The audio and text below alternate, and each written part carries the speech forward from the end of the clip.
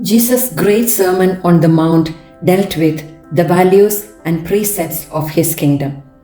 During the sermon, Jesus is drawing the attention of his disciples towards the more practical applications of these values. Here in Matthew chapter 6, verse 6, Jesus is talking about the value of prayer. That reminds me of a traditional Jewish story that once I read.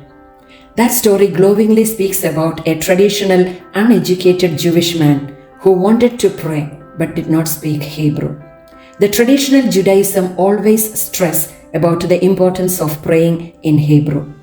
So this man started to pray in the only Hebrew that he knew, that's the alphabets. He started to recite the alphabets that he knew over and over until a rabbi came and asked him what he was doing. He replied, "Holy is the one, blessed is he, knows what is in my heart. I am giving him the alphabets. He can put the words together." That gives us a beautiful definition of the attitude towards prayer. Here Jesus is telling us, when you pray. He did not say, if you pray. That means it's not an option. We must pray always. And whenever we pray, go into your room and shut the door and pray to your Father who is in secret. So here Jesus is giving us a more better practical way of praying. Rather than praying in public, it is better to pray in private. We can pray in public as well as private because Jesus did so.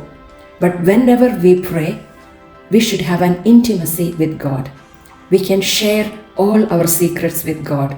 We can have full confidence in Him. Prayer should not be an opportunity for us to show off our oratory skills.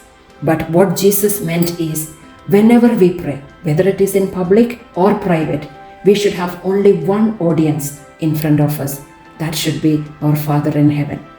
Even on the final judgment day, we will be judged not based on what we did, but based on why we did it. That is applicable even in our prayer too. God looks at the motives behind our prayer. And Jesus says, "Your Father who sees in secret will reward you." We can be assured that God will definitely reward our true prayer. So let's reflect on our prayer and be blessed. God bless.